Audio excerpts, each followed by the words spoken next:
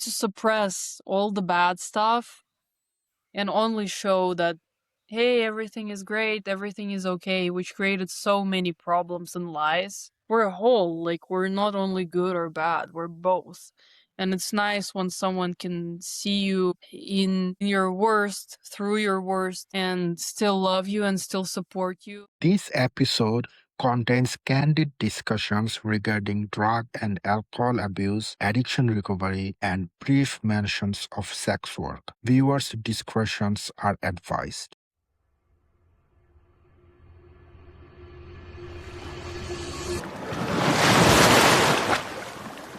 Welcome back. Today I'm sitting with Eve from Kazakhstan. She's an artist and someone who has been very open about her recovery from addiction.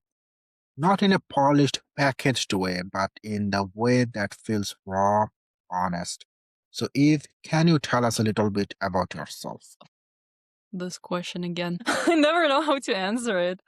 I don't know. I mean, my whole blog is just me being a person in the world. I don't really know who I am yet. But yeah, I have been through stuff and I've started sharing it on Instagram. And Yeah. then people started to follow. And I just decided that I'm going to keep doing it. But as I'm doing it, I'm rediscovering who I am. But in general, I'm an artist, I'm a drug addict, I don't know, just a girl living life, I guess. And a human being, a very decent, honest human being. Thank you for being here with me. I'm really honored Thank you. that you chose to be in this space with me. And first, I want to talk about the moment when you figured out that there is a problem that needs your attention. Where were you when you realized that something has to change? If we're talking about drug addiction, I started to realize that things are pretty bad when I found myself in a mental hospital. I got there because I had psychosis. I was literally crazy. But the thing is, I was in so much denial that I have any issues with drug addiction. I just thought I did a little bit too much. Like, I'm gonna get out of the hospital and next time I will manage to, like, stay healthy and, like, how is it, control my drug use. So that was like, how do I say it? I had two rock bottoms. One of them was physical rock bottom when you can see things on the outside got really bad. And the other one was mental. And the mental one is when I finally started my recovery process. So yeah, basically I found myself in a mental hospital. I was on a bunch of medication. I barely graduated school. I somehow managed to do it with the help of my teachers. And then it's like my parents were shocked. My mom's tears, they were trying to help me and I didn't want to do it. And basically, when I started my recovery, I was doing it out of fear because they told me they're going to put me in rehab if I don't stop. And I lasted about 6 months without doing anything else, just staying sober. And then it's actually that's an insane story of my relapse. So I was just hanging out in Bali. I was in a relationship back then. And do you know kombucha? Like the Yeah, drink? yeah, that drink, yeah. Yeah. So we're at a restaurant and I'm seeing that they have kombucha there. I get it. And when they brought the can, I saw that it has 2.5% alcohol. And in my head, I'm like, this is not a big deal.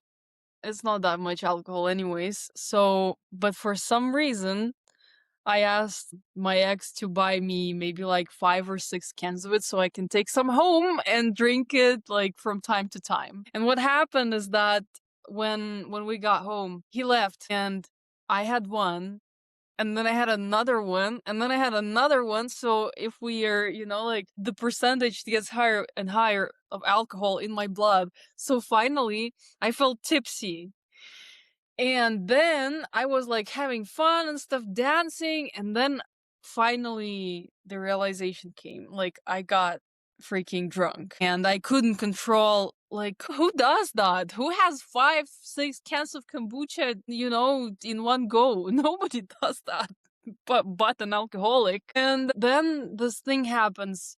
Basically, before, when I was drinking alcohol, like, I would start having suicidal thoughts. That was one of the reasons why I stopped.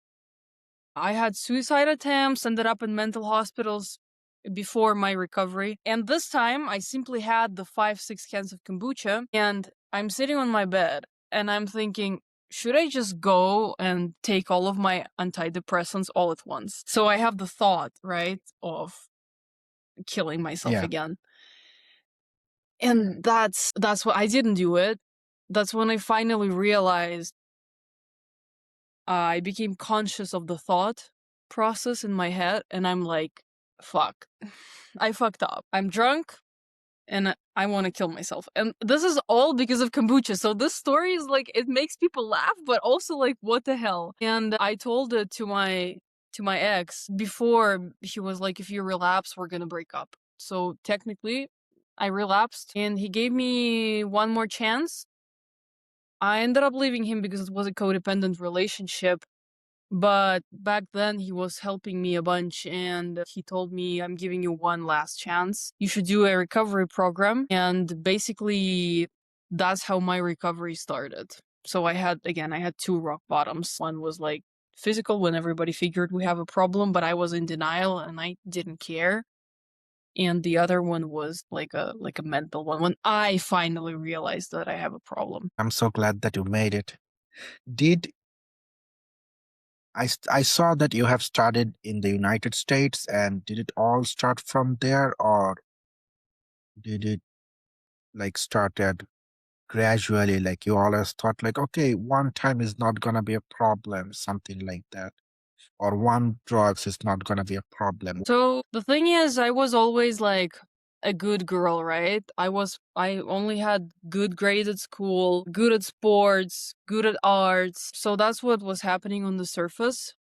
But I was under a lot of pressure growing up. My parents are admitting their mistakes now, but back then it was really hard to be that perfection for them. That created a lot of pressure. When I was a teenager, I tried smoking and drinking because that's what all of my friends were doing. And I just wanted to be a cool kid and like belong to a company of cool kids. And so it was alcohol for me at first, which I also consider a drug, to be honest.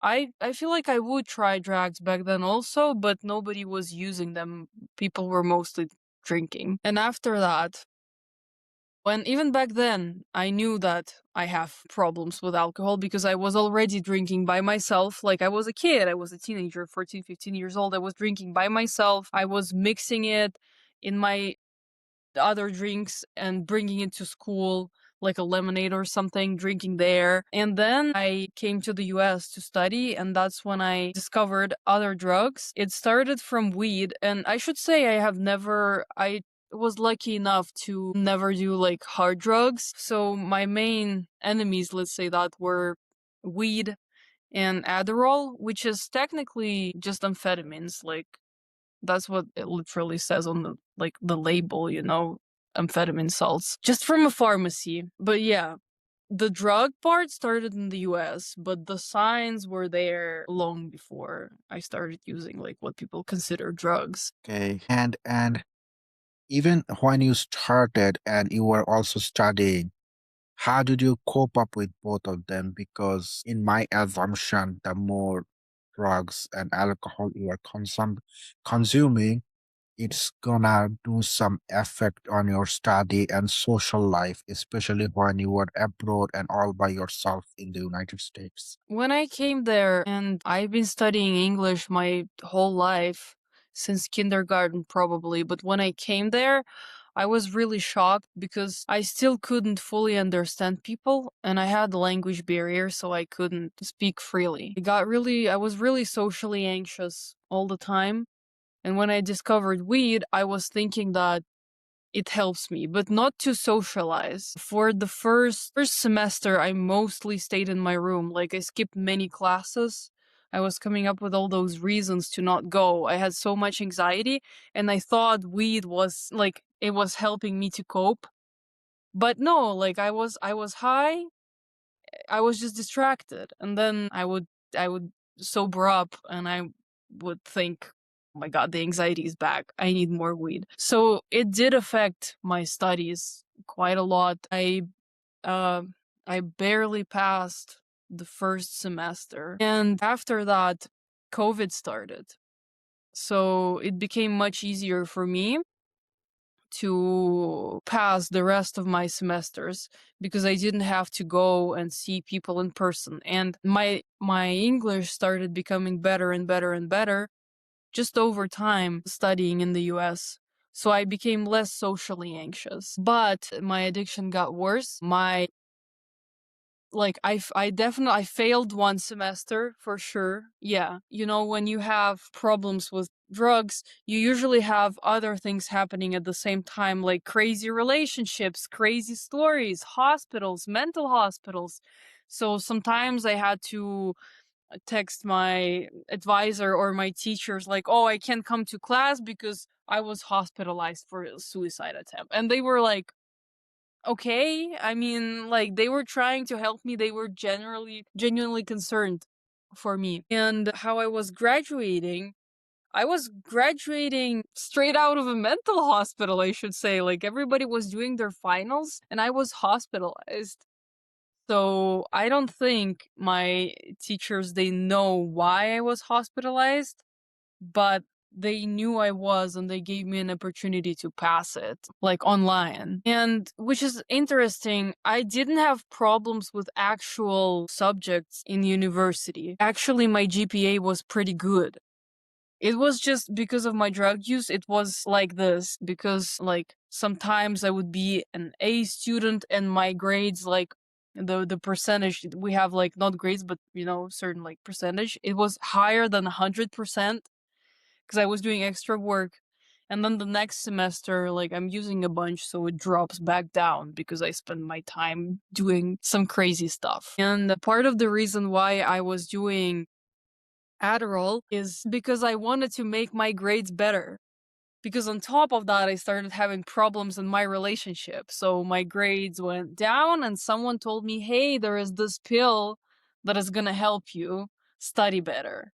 I researched it and I went to some shady doctor. They prescribed me that. I just faked ADHD symptoms. Yeah, fair enough. It did help. I finally felt like a human being until my drug addict brain decided that we need more and more. Okay, crazy story. Yeah. But yeah, now I want to talk about your family, especially your mom. I think you posted a reel and your mom was in the comment. And I think it was something like so proud of you for being brave to show the truth. What does your mom actually know? Like, does your mom know actually, sorry, does your You're mom good. know about everything you went through? Um, I'm trying to think. Pretty much, I think, yeah, we have a relationship like that. I used to lie to her and everybody else a lot when I was using because I had to cover it up. So I lied to her about the most, like the weirdest things, like what I had for breakfast. I don't know, just lying was my default. And after this whole idea of Perfect Eve collapsed, I became very honest with her. And over time, I opened up to her about everything. So yeah, yeah, she knows. I think she knows everything. Maybe I'm forgetting something, but in general, if she asks, I'm gonna honestly answer to her. So yeah, we're like friends now. That's actually very sweet. Yeah. Is there a moment between you and your mom that you still think about? Maybe that gives you strength and courage to continue? Anything special? When she encouraged me to continue with the content that I create, or like literally in general. In general. It's a funny story. My mom went with me to a detox facility. Like I was such I was struggling a lot the first month sober, and my mom told me you probably need detox, like you should go. And I told her I'm not going without you. So my mom went with me. We went to Moscow and she stayed with me in detox. Like, I've never heard a story like that. I was such a baby back then, and she spent around 2 weeks with me out of a whole month, and then she finally got really pissed off because, like, as a drug addict, you tend to form codependent relationships, you know? And I tried to do that with her. I was like, please, please don't go, don't leave me. Like like a kid, like a child. And finally my mom blew up and she told me, dude, I have other kids, I have other responsibilities, like it's not all about you. And she yelled at me. I was so shocked because I was such a victim, right? Like, oh, I'm a drug addict, like I have so many problems. And then she finally was like, stop it right there. And that was the right thing to do. That was the moment when I finally realized we are two separate human beings. We're not one. Like, I need to become an adult. That's the first moment. And then, as far as my content goes, she was supportive always, even before I started my blog. Whatever I was posting on Instagram, she was like, every picture, she was commenting a bunch under my art and stuff like that. So yeah, she was always supportive of me. But fun fact, my mom was blocked on Instagram now by me. Do you want to hear that story? Yeah, sure. Yeah, I blocked my mom on Instagram.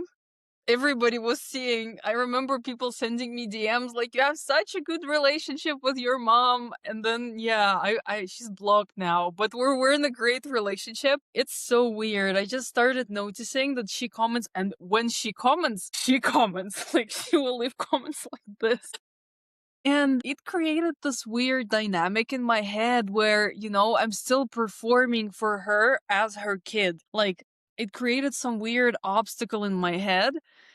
Uh, and I was thinking, what is going on? Like, she's just trying to support you. Why are you overthinking it? And then I finally realized that, again, we're going back into this dynamic where, like, we're always going to be a mom and a child, right? But we're also two adults. And when it started leaning the way I didn't want it to lean, I realized that I have to completely limit her access to my Instagram. And it was really weird. My communication skills are good, but it's weird in this context. Like, Mom, I gotta tell you something. It makes me feel like this, your actions and stuff, so I'm blocking you, you know? And she was like, yes, sure. So it was adult conversation about blocking someone on Instagram, like, especially someone that supports you. So it's hard to explain.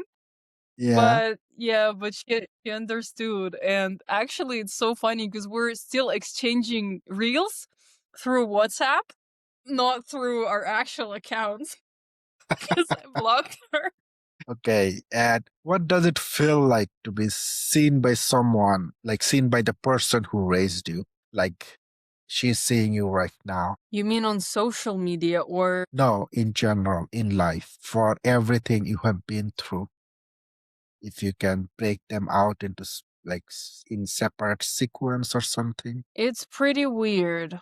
I mean, I was really uncomfortable in the beginning. I always wanted to be the perfect daughter for her. I don't know. I was trying to suppress all the bad stuff and only show that, hey, everything is great, everything is okay, which created so many problems and lies. So when everything collapsed, it felt really weird to be seen like that. I felt naked in a way, I felt exposed. But as time goes on, I'm really grateful because, I mean, as humans, we're a whole. Like, we're not only good or bad, we're both. And it's nice when someone can see you through your worst and still love you and still support you. Like, she really changed through the process of my recovery as well. And she supports me a lot right now. So right now it feels good. It's better. Like, honesty is one of my core values now. So I'm really happy it'll happen and I can be a whole human being instead of just being like a one-sided, whatever that was, version of me. It's good to hear that you have a very good relationship with your mom right now. Yeah, right now I want to talk about the first few months of your recovery, and you have already said that you went to Moscow for detoxing. What did the early weeks actually feel like day to day? Oh, I mean, right when I started, that's after the mental hospital, I was on a bunch of medication from psychosis, so that felt not good, but at least I felt like somewhat numb. It was numbing the mental pain. And after I stopped taking antipsychotics, I finally started feeling everything, like the withdrawals and everything. And I don't know how to explain it. It was fucking terrible. I couldn't sleep. I couldn't do anything. I was smoking back then. I was like vaping those little nicotine vapes back then. I was doing it non-stop when I just started because that was the only thing that was like keeping me sane. And I smoked it to the point that my voice was started to change. Like it dropped from all the smoking and I just couldn't stop. And then it's just like it's weird feeling. People that are getting off antidepressants might understand me. It's like it's the brain zaps. It feels like electricity going through your brain and your body. I couldn't sleep because of it. So many thoughts that I want to go back. I'm not going to make it. I don't know how I'm going to make it. Actually, this is going to sound really weird, but stay with me. I have a nose job and I did that surgery. Part of why I did it back then was to just distract myself from all of the suffering I was going through. So I decided that physical pain from a surgery, which was insane as well, is gonna distract me, and it did from what I was going through. But yeah, the first couple of months were the hardest. I don't even know how to explain it. And I completely understand this part. You also said that you were taking drugs to numb yourself from your anxiety, but I'm guessing when you stopped taking and started recovering from your drugs abuse, your anxiety kicked in the hardest, right? So, how did you recover from your anxiety episodes? Well, first of all, I didn't. I just learned that it's a normal part of human experience. Basically, as addict, I don't know how it is for other addicts, but I have noticed people I talk to, other people that have problems with addiction, we don't want to feel the emotions. Basically, like there is like a normal person who doesn't have problems with addiction, let's say, and then a drug addict. We feel the same emotion, but we react to it differently. Like as an addict, I want to numb it right away. As soon as I start feeling something uncomfortable, I want to numb it. I don't want to feel bad. I always want to feel good. And in recovery definitely it got worse at first. I mean, I was also prescribed antidepressants. Maybe those were helping as well. But definitely there was more anxiety at first, especially because usually anxiety has actual reasons, like you don't like the way you live or your job, your relationships, just your life in general. Sometimes I do have anxiety that doesn't have any particular reason, but back then I definitely knew why I have anxiety because my life is fucked up and I need to work on it and I'm using instead. So part of figuring out my anxiety was I just realized I need to change my whole life. And what I don't like, I should fix it and I should start doing what I actually enjoy doing. And that was like saying this is easy. Doing it is not easy and that takes years. Yeah. And I mean, still to this day, I have anxiety. I was super anxious all day today. I couldn't do anything. I went for I like how in the beginning of our conversation I was like, I had a good day. No, I actually was pretty anxious and I went outside and I walked for hours before I calmed down. So yeah, I still have it day to day. I just feel like it's normal and I learned how to manage it and how to live with it and whatever I can do about it. If I want to change something in my life, I try to work towards those goals. You remind me of this quote from a book by Haruki Murakami. I don't remember the name of the book, but it was something like "Time solves all problem." Whatever time doesn't solve, you have to solve it yourself. Exactly. Yeah, yeah. Also, that made me think of something. Someone in recovery told me that there are two things going on: time-based recovery and action-based recovery. And thing is, no, it doesn't matter how much action you do, you can't speed up the time. And no matter how much time you spend sober, if you don't do any action, you probably are not going to feel better. So like those two things, they go together. Side by side. Exactly. Yeah. Sometimes I was doing so much stuff and I was thinking, why am I not feeling better? Time for processing everything that happened to you. Yeah. Uh, what was the hardest cravings you sat through and didn't give in to? Do you have any example or something? You mean like towards what substance? Sometimes, let's say, for example, for me, I'm outside and I see someone smoke. I can smell the nicotine. In that exact moment, I feel like kind of like an euphoria hit. Like I get high from it and it gets on my nerves. Not in a bad way, like in a good way. Like I connect with that smell really well. Something like that. And I'm not saying I don't smoke anymore. I still have a what's it called? Vape. And I still have to smoke to control my anxiety. But I have like gaps, for example, like sometimes I can go months without smoking a cigarette. Sometimes I smoke like five in a day. So yeah, but like if when I'm not going through those, I smell something and it's I guess it's like kind of like the like most beautiful smell in the world, even though it's not.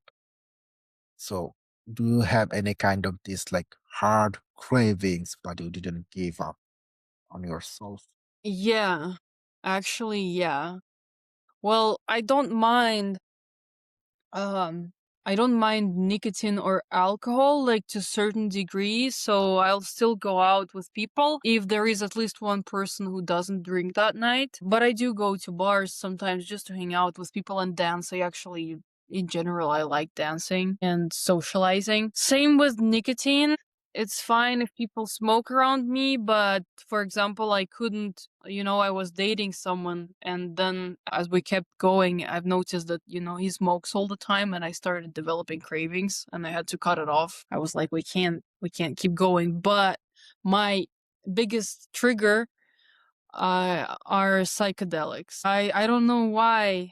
Since I'm maybe 13, 14 years old, I became really curious about that whole thing, like shrooms and LSD and stuff like that. And I started learning about it without even trying it or having like a crazy intention to try it back then. But for some reason, I always had it in my mind. And so when I got sober, to this day, I have thoughts and cravings about like, oh, I want to do psychedelics, especially because how people talk about it, that you discover God and non-duality and like the oneness of all things. I have experienced it, and that's the biggest trap, You think that you feel something. Again, like, I don't judge what people do and how they develop spiritually, I guess, but I know it's not my path. It's a lie that my brain tells me.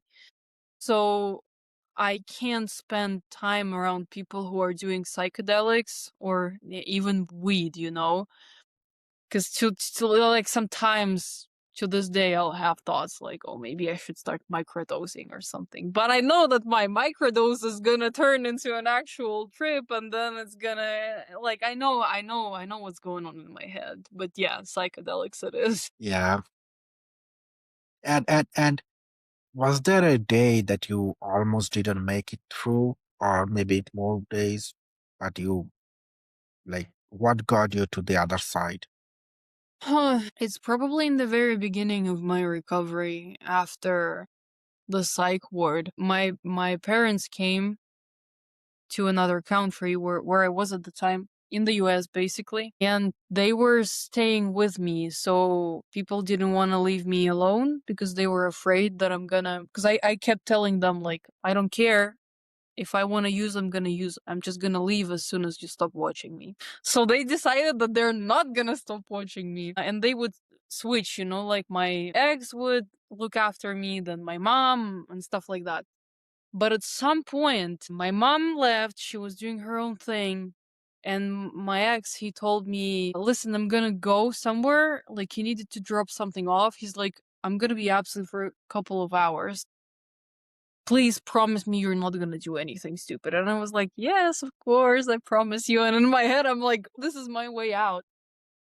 And how I know my drug use was getting serious. Like, as I said, I never tried hard drugs. Back then, I was so insane right after the mental hospital. I'm not able to make rational decisions. And the thought I had in my head was like, I'm just gonna go on the streets. I know people have drugs there, so like that was the next step. Like how I knew that I would like fall into that, like using hard drugs and I don't know what else, selling my body for it or whatever pretty quickly. But back then nothing mattered and I finally had a couple of hours to make a decision. And I was sitting in a living room and looking at the door, thinking this is my chance to escape. And there were two thought processes going on at the same time, like the good and the bad fighting in me. And I was just like, just wait until he's back. And I honestly don't know what stopped me that day. Was it God? Was it fear? Was it just like instinct, But I didn't go. I just sat there. After that I didn't have anything like that. I even found like my weed vape and I threw it out. I didn't want to smoke it. Like maybe I wanted, but I didn't have an intention to smoke it.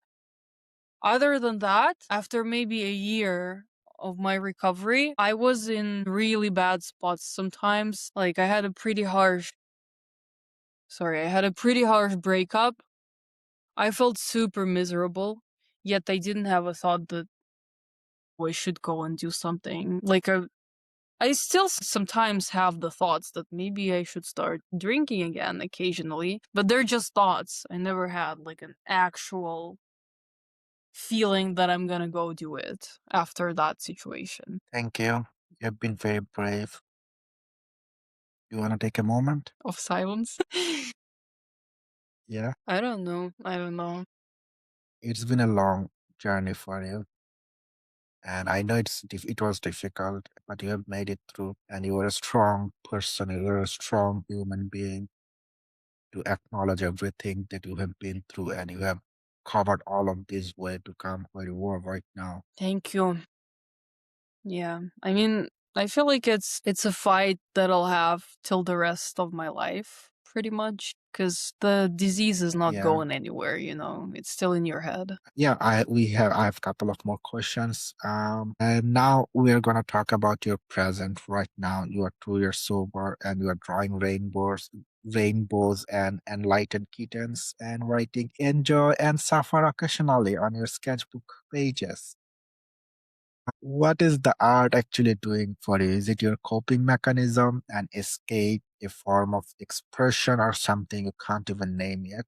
The art is me. It's an unfiltered, raw version of me. Just visual. I don't know. It's definitely not an escape. It's my true nature. My mom told me that I've learned how to draw before I learned how to sit when I was a baby. And I started drawing like back then. Okay. Yeah, yeah. That was something I did from early childhood and I remember I was drawing on the walls, all over the walls, and my mom gave me a whole wall to myself and she said, you can do whatever you want on this particular wall. Guess which wall stayed completely empty? The one that they told me to draw on. Yeah. So I was always like just an artist. I don't know. So art is just something I actually want to make this reel that compares my art before and after recovery. Because you could see I was drawing my whole life, and you can see the darker it was getting for me, the darker my art got. And then all of a sudden in recovery, bomb, and it's like it's bright and beautiful again. But yeah, it was never a coping mechanism for me. It's something I do. It's something I want to do. Sometimes it's the only thing I want to do. And does your hard day right now look different, or what does a hard day look like now compared to before? Can you repeat the question? I didn't understand it. What does a hard day look like now compared to before? Because like couple of moments ago you said that you were anxious and you walked and walked and walked till your anxiety dropped or became manageable. Can you compare a moment like before to now in the present moment that you are going through? Like what a hard day looks to me now versus back then. Right now, it's about being kind to myself, understanding my needs, and taking action. And I'm not always perfect. Like sometimes I do blame myself and I have those thoughts that, I don't want to have in my head. But I'm thinking, okay, let's get out of my head and let's see what we can do. And that's usually taking walks, eating something, making something good for myself, watching a movie, calling someone. So now it's different coping strategies than I've used before. And I don't know, like even 6 months ago, it was very different. I was already in recovery, so I had some tools. I would go to meetings and stuff, talk to other people. But I would spend days in bed just crying and not doing anything. That was after my breakup. So, and for example, when I was using, I would just spend my days doing drugs and figuring out how to get more money to do more drugs. That's it. I wasn't doing anything else. And I'm this type of addict that gets addicted to everything. I don't care. So I was like, I will smoke weed and then I'll have a bunch of alcohol and then I need Tinder so I can like go out with someone and then I'm gonna eat a bunch of food. So that's how my bad days look before they actually sometimes I think like the image looked good. I felt terrible, but I'm on a nice date, drinking, using, I feel the euphoria and everything. But as soon as the effect of all of it wears off, like the date is over and I'm sober next day, that's when the feelings hit and I'm like, I gotta do it all over again. And with time, your life gets more and more unmanageable. And right now, it's more like boring and sometimes I feel like nothing is happening. But those moments when you slow down and you just do something chill like walking or even meditation and you just stay present with your feelings, it feels like nothing happens, but that's when nervous system healing and processing happens. So yeah, it looks very different, but I know what's better for me. It's like a long-term investment versus like using a credit card in the moment. Yeah. And also in the slow moment, life happens. Exactly. Yeah. And I want to end the session with a beautiful question of your future. I don't want to go to your past. What do you want your life to feel like in 5 years? Not what you want to have, just what you want it to feel. I want to feel in peace. I thought I want to feel happy. I just want to feel Yeah. peaceful, calm. Like, not even like, I don't even mean peaceful as like eternal bliss. No, I just mean capable to manage whatever is going on with me in the moment. That's all I want. Stable enough. And I hope and I pray and hope that you are gonna get it. And I pray and hope, honest to God. Thank you, Eve. Genuinely, some of this maybe wasn't easy for you to talk about, and I want you to know that it means a lot that you trusted me with it, and I really do. I think a lot of people are going to hear themselves in what you said today, and for some of them, this might be exactly what you need. Thank you for showing up. Thank you for being honest. Thank you for coming all of this way and for your strength and everything you've been through. I hope you take care of yourselves and I hope you live a very good and happy life. Thank you. Same goes to you. Thank you for inviting me. Thank you. Bye bye. Bye.